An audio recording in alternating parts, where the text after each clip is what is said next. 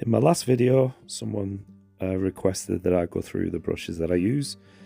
So this one, I'm going to use my #1 Hake brush, and then I've got an Isobase size 2/0. As you can see, a really nice tip on this one. And then I've got it's hard to see the name, but it's a Da Vinci.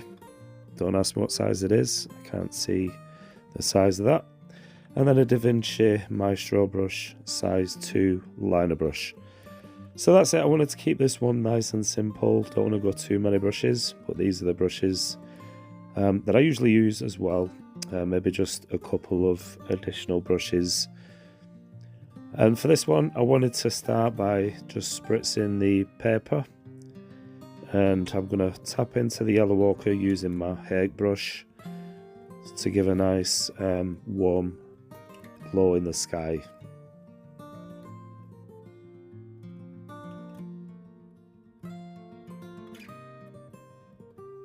So the paper I'm using today is actually a hot press. This is Arches 140 pound cold press. Arches 140 pound hot press. I'm so used to saying cold press, that's usually what I use. But for this one I wanted to do something a little bit different. And you can see the way the pigment texture the paper, nice and smooth. And then I'm just mixing in French ultramarine with a little bit of Payne's grey. And this will give me some nice colours for the clouds in the sky.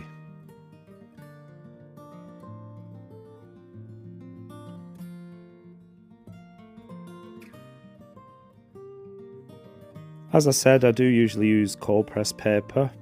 I do like the medium sort of grain, but I have used hot press a few times, but I've not really thought much of it. But I'm paying attention to where the pigment behaves on the paper, the difference. And I know a lot of botanical painters, if you're painting flowers and lots of fine detail, then this is the ideal paper to use. And it does turn out different, so you get different effects. Now notice I've just turned my Hake brush on its side, so I'm using it the full width of the brush, as opposed to using it on its side like I am doing now for the clouds. Just wanted to cover a bit more surface and smooth out the bottom of the sky. And I'm just getting my spray bottle and just spritzing again.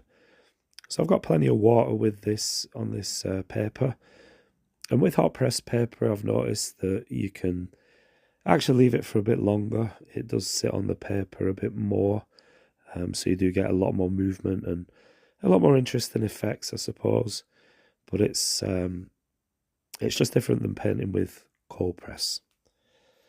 So let me know what you think in the comments. Do you prefer hot press surface, the smooth texture, or do you prefer something with a bit of tooth, maybe medium tooth, hot cold press, or rough? Let me know in the comments which paper you prefer to use. Do you like the way the smoothness of the hot press, or do you prefer a bit of grain, a bit of texture with your painting?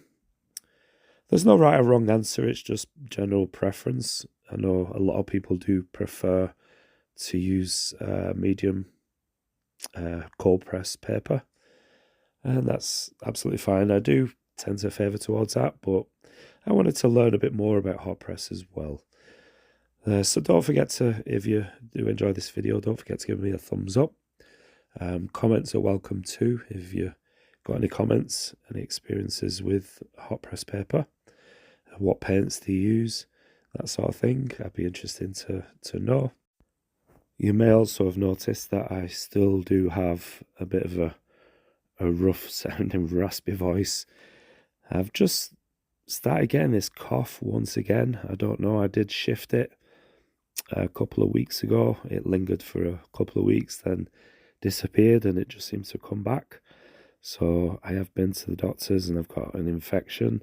So it's a viral infection, my throat, even my hearing on one side has gone.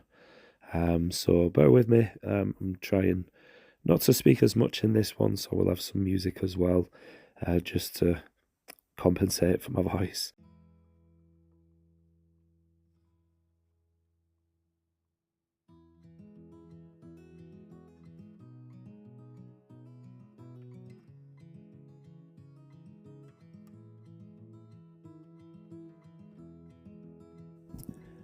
It's something I've not really paid too much attention to. I guess I've taken it for granted. The surface that I do use, often go in for the cold press paper, but I do enjoy the way this sort of lays down on the paper, the pigment. You can see it's almost like painting on silk, on a porcelain or something. So you got the paint and it just sits there on the paper, and it's quite nice, I think, to blend. You can see I just let that first stage dry, and I'm going in with stronger mixes,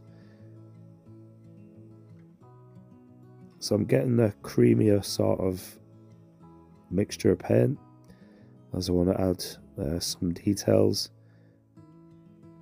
So it's quite nice to use, and I think I will be using it more because I've got a pack of this paper. So you will see more of this hot press painting as I get to know it as well, get to know what I can do. And I believe it's easier to lift from hot press paper as well.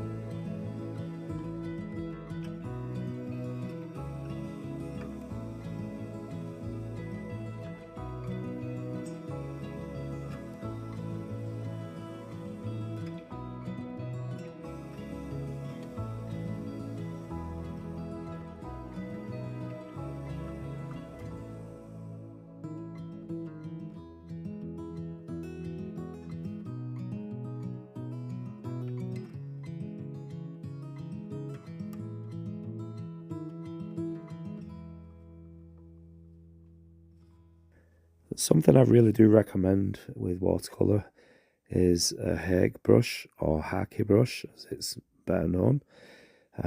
It's just such a versatile brush. You can see the different markings I'm getting on the paper as I just dab in some of the foliage and textures of grasses and bushes, weeds and that sort of thing in the foreground. And then the liner, of course, for branches and sticks and twigs. There's a really, really nice brush as well. So I think if you don't have a liner brush or a rigger brush and a Hake brush or Hake, then I really do strongly recommend picking up these brushes. They really do help with your landscape paintings. They really are a nice brush to use.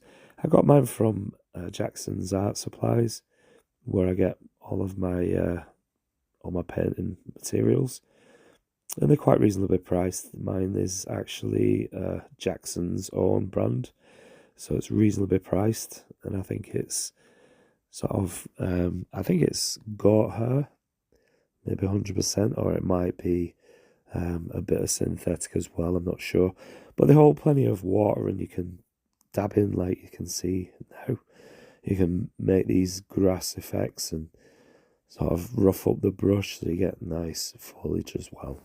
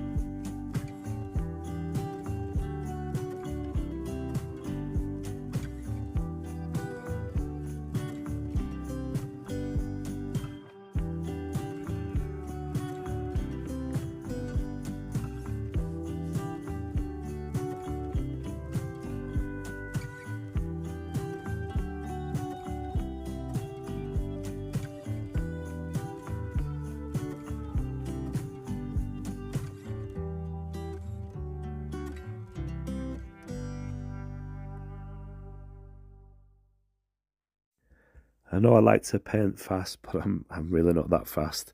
You may have noticed I did speed it up just a little bit. I think I sped it up to ×2 just for that section there. I hope you can see the painting process, how I'm painting those parts, and just to save my voice as well.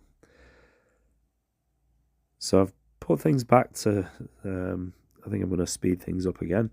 Just popping a fence in just to divide the foreground to the midground. So in this scene we'll be looking into a field, and in the distance there's hills. And I wanted to add some nice colours in this one, some nice summery sort of, like a summer scene, especially after the scene that I did last week. I don't know, it's quite grey and quite dark, so I wanted to do the opposite this week. So that's what I've decided to do. And with a bit of luck, next video next week, hopefully my voice is back to normal, and I can do a little bit more voiceover. It really has been difficult, really chesty. I'm having struggle breathing at night. It's hard to sleep. Not that I sleep at night, I work nights, but when I come home in the morning, it's quite difficult to get some rest. And when I do lie down, I have these coughing fits. So I do apologise for the all the music, but hopefully I resume to normal health and fitness next week. And but that's pretty much it. You can see I'm removing the tape now, just carefully removing, pulling away from the paint. So I'm pulling to one side, just to get that nice crisp clean edge. I do like that. You've seen my videos before, you do know that I like to do this when I can get the tape off. It just gives a nice finished sort of look. And if you did want to go ahead and frame your paintings, and it just gives you a glimpse of what it may look like in a frame. And they always do look a bit nicer, a bit better painted than what they are really. But that's pretty much it. I hope you like this one. Please do give me a thumbs up. Don't forget to leave a comment. And just a nice summery scene, trees, foliage, and a nice sky as well. Thanks for watching. Take care, and I'll see you in the next video. Bye bye.